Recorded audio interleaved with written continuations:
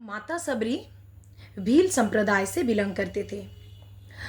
उन्होंने जब विवाह संपन्न हो गए तब उनके घर वालों ने क्या किए, एक भील संप्रदाय का एक युवक के साथ उनकी शादी की रिश्ता तय कर दिए। उनके संप्रदाय में यह प्रथा था कि जब किसी लड़की की या लड़के की शादी होगी तब बहुत सारे जंगली जानवरों को मारकर और उनका खाना बनाया जाता था। तो ये बात माता सबरी को बिल्कुल भी पसंद नहीं आया।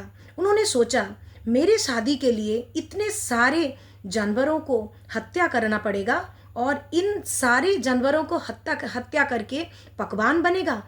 ये बात सोच के मन ही मन वो बहुत उदास हो गए और उन्होंने सोच लिया कि मैं शादी नहीं करूँगी। और उन्होंने रात के अंधेरे में सबकी नज़र से छुपकर वो घर छोड़ के कहीं और चले गए। और उन्होंने सोचा कि मैं ज़िंदगी भर जब तक मेरी जान है मैं इस जन्म में और शादी कभी नहीं करूँगी, क्योंकि मेरे शादी करने से बहुत सारे आत्माओं को चोट लगेगा। बहुत सारे जो अबला होते हैं, जो बोल नहीं पाते हैं, जो निर्बाक हैं, उनकी हत्या करना पड़ेगा।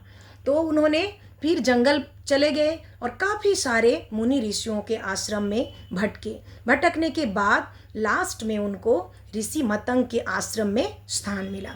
उन्होंने ऋषि मतंग को बहुत सेवा करते थे। जब वो नहाने के लिए नदी की ओर जाते थे तब उनके पैर में थोड़ी सी कंकड़ या कांटा ना लगे, इसीलिए वो सुबह उठ के ही पूरे रास्ता कुटिया से लेकर पूरे आश्रम से लेकर नदी तक के रास्ता साफ कर देते थे। उन्होंने रोज़ सुबह उठ के क्या करते थे, ऋषि मतंग के लिए जंगल से जाकर फूल लेके आते थे और माला बनाते थे ताकि ऋषि मतंग पूजा करने में उनको सहायक हो जाए, हेल्प करते थे।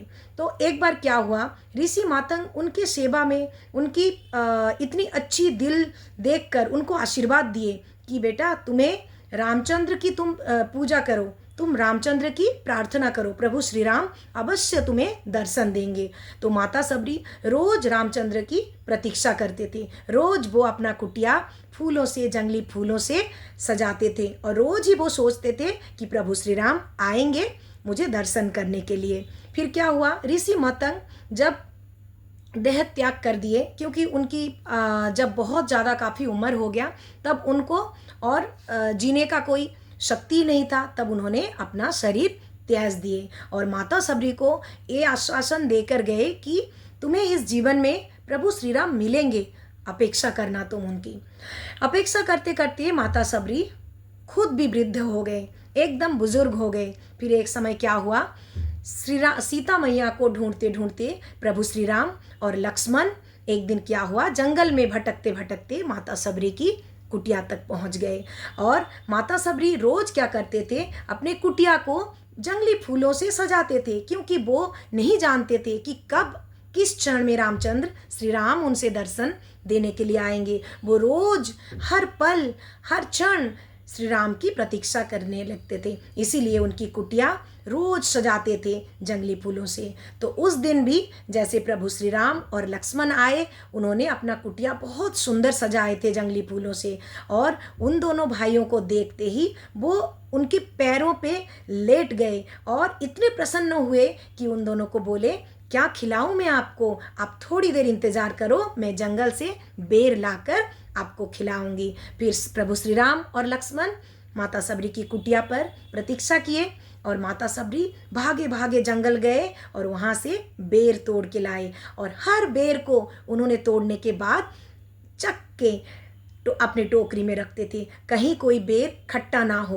उनको लगा कि सिर्फ मीठे बेर ही प्रभु श्री राम के लिए मैं ले जाऊंगी। उनको इतना ज्ञान ही नहीं था कि झूठा हुआ बेर मैं प्रभु श्री राम को नहीं दे सकती। प्रभु श्री राम वो तो अंतर्यामी हैं, उनको सब पता था, लक्ष्मण को भी सब पता था, लेकिन लक्ष्मण थोड़ा झिझक कर रहे थे वो खाने के लिए झूठे बेर, लेकिन प्रभु श्री राम के आदेश पर वो भी बड़े तृप्ति के साथ खा लिए।